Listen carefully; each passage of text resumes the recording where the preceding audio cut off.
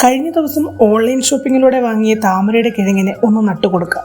കൂട്ടത്തിൽ വളത്തിൻ്റെയും സ്ഥലത്തിൻ്റെയും പരിമിതികൾ മൂലം വളർച്ച മുരടിച്ച ആമ്പലും ഒന്ന് മാറ്റി നടുന്നുണ്ട്. രണ്ടിനും ഒരേ രീതിയിലാണ് മണ്ണ് തയ്യാറാക്കിയിരിക്കുന്നത്. ഇവിടെ വളങ്ങളും മണ്ണും കൂട്ടിക്കലരാത്ത രീതിയിൽ പാളികളായിട്ടാണ് ചട്ടിയിൽ നിറച്ചിരിക്കുന്നത്. 1.5 ഇഞ്ച് കനത്തിൽ അടിവളമായി ചാണകവും അതിനു മുകളിൽ ഏകദേശം ചട്ടിയുടെ പകുതി വരെ സാധാരണ കട്ട കളഞ്ഞ മണ്ണും നിറയ്ക്കുന്നു. ചട്ടിയുടെ ഒരു വശത്ത് ചാലുണ്ടാക്കി അതിലേക്ക് താമരക്കിഴങ്ങ് വെച്ച് മണ്ണ് മുകളിലിട്ട് ഒതുക്കി കൊടുക്കുന്നുണ്ട്. ആമ്പല് നടുമ്പോൾ ചെടിച്ചട്ടിയുടെ ഒത്ത നടുക്കായിട്ടാണ് വെച്ചു കൊടുത്തത്. ശേഷം വെള്ളം നിറയ്ക്കാം. അതിനായി ഒരു പ്ലാസ്റ്റിക് കവറോ വാഴയിലയോ മണ്ണിന് മുകളിൽ വെച്ച് അതിലേക്ക് വെള്ളം ഒഴിച്ച് പോട്ട് നിറയ്ക്കാം. നമ്മൾ പാളികളായി നൽകിയ മണ്ണും വളവും തമ്മിൽ കലരാതിരിക്കാനാണ് ഇങ്ങനെ ചെയ്യുന്നത്. വെള്ളം കെട്ടിക്കിടന്ന് കൊതുക് മുട്ടയിടാതിരിക്കാനായി 2-3 പ്ലാറ്റി കുഞ്ഞുങ്ങളെ കൂടി കുളത്തിൽ നിന്നും എടുത്തിട്ട് കൊടുക്കുന്നുണ്ട്. അങ്ങനെ ആർട്ടിഗ്രോയുടെ ചെടി ശേഖരത്തിലേക്ക് ജലസസ്യങ്ങൾ കൂടി ചേർക്കപ്പെട്ടു.